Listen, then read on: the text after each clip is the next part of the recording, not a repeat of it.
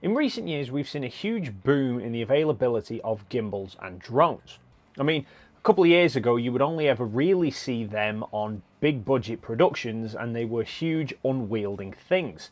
Nowadays, not only are they a lot smaller and a lot lighter, but they're also a lot more affordable for the average person on the street. So we're seeing a lot more people starting to use them for their own videos.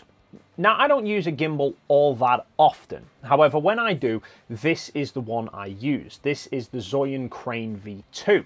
And I got this because it was the most budget-friendly one that I could find at the time that would work with my A7 III camera and lenses.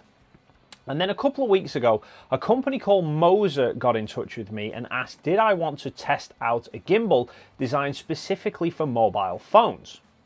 So they sent me a copy out to test, and here it is.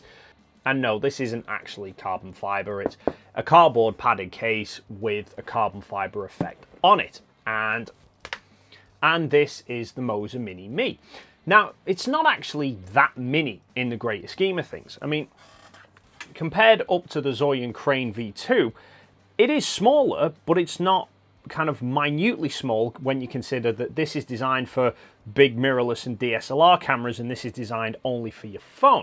But that's not actually a bad thing, because one of the complaints that I've seen people mention about like the DJI Osmos is the fact that it's so small, it's too light for its own good. It's really difficult to get steady shots with such a small system. This is a much more manageable system, I find. It's big enough to be stable, but it's small and light enough to still be transportable. Now, this is currently retailing in the UK for about £90 to £100. Now, I can't really put this as a fair direct comparison to the Zhiyun Crane because obviously it's apples to oranges. But I've found this a lot easier to use and a lot more enjoyable to use than I have with the Crane V2. You see, one of my biggest gripes using the Crane V2 is there's no interface. It's really difficult to know what settings you've got.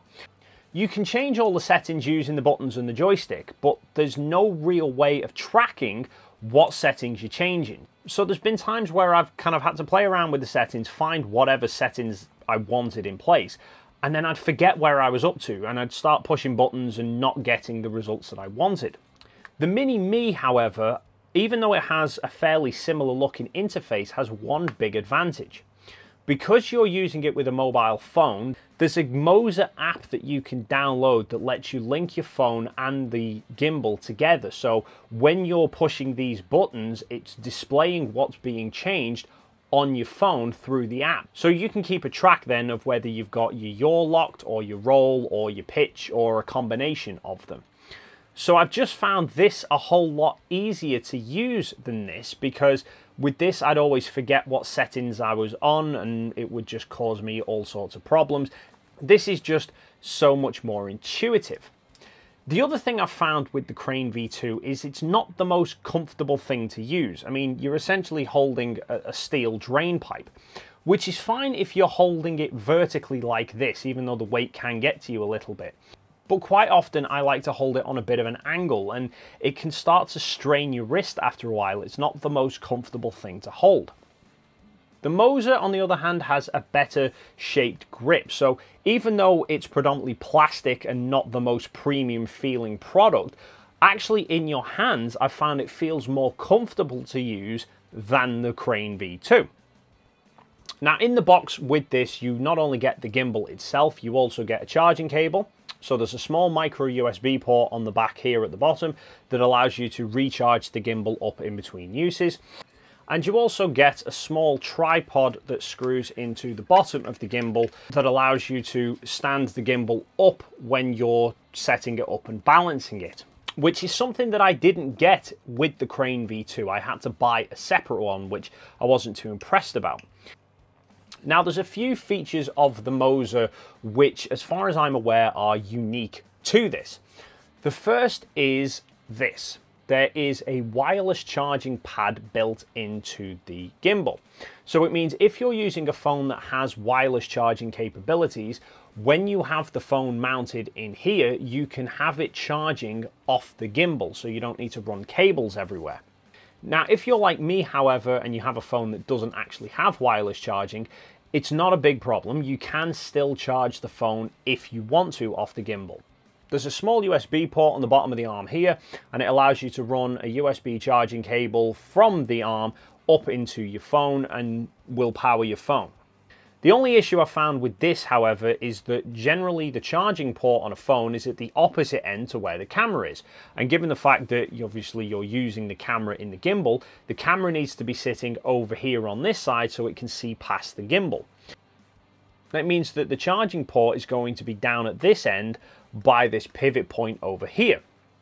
However, I found the phone balances best when it's all the way in the holder. If I wanted to put a charging cable into it, I would have to slide the phone away, which would disrupt the center of gravity. You can compensate for this by extending the arm out, but it just means that you'd have to recalibrate it or always have the phone hanging that little bit further out. So it's not as convenient as the wireless charging, but it is still possible. Although in all honesty, in the time that I've been testing this out, not once have I actually needed to power my phone from the gimbal. The other unique thing about this particular gimbal is one of the shooting modes that it has. So it comes with the standard yaw lock and roll lock and pitch lock, and you can mix and match which ones you have active as to how the gimbal is going to behave. But there's a fourth shooting mode called Inception mode. Now you engage this by triple tapping the top button. And what that does is it shifts the gimbal so you hold it horizontally like this, and then this whole front section does a barrel roll.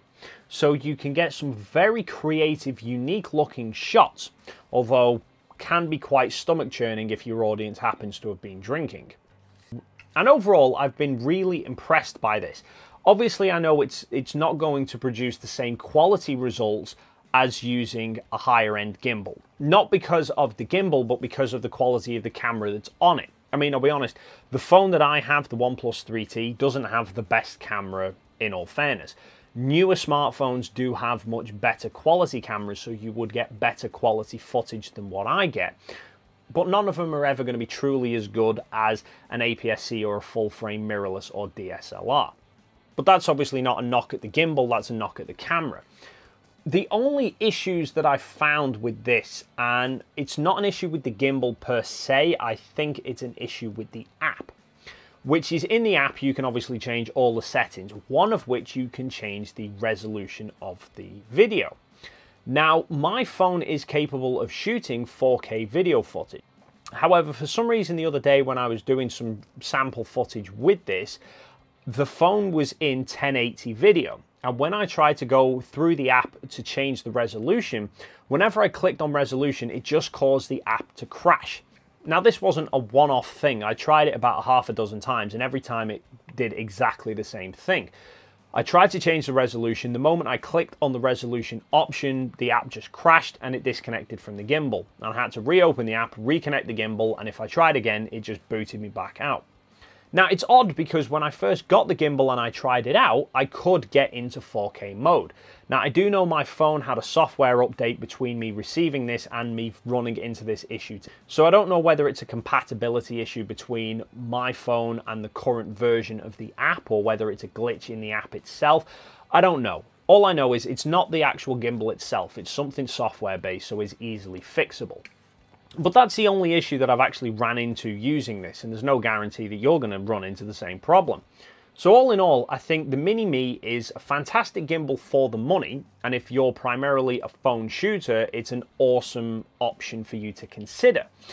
But what are your thoughts on the Moza Mini-Me? Is this appealing to you? Do you think that you might consider getting this so you can lighten your kit when you go traveling? Or do you think that people should forget about this sort of gimbal and invest more in bigger, expensive cameras? Leave your thoughts and comments in the box down below. Thank you so much for stopping by, and hopefully I will see you in the next video.